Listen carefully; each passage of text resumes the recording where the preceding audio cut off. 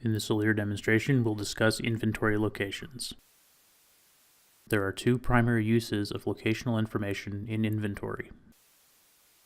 The first is defining inventory location so it may be found and issued out. The second is for material resource planning, which requires accurate lead times, safety stock levels, and location information in order to accurately project start and completion times. Additionally, this data provides critical information to properly utilize bucket list MRP. To define the required values, open the Item Master, then navigate to the Location tab. Within this tab, complete the requisite information for each location. The critical data points found in this tab are safety stock and lead time. Safety stock defines the minimum number of items which are required to be on hand to protect against changes in demand or supply.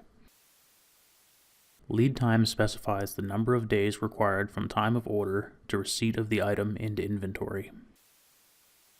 There are also provisions for minimum order quantities and order increments.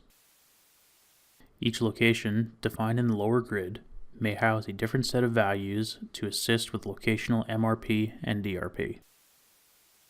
More information on how to utilize bucket list MRP may be found in the plan module videos.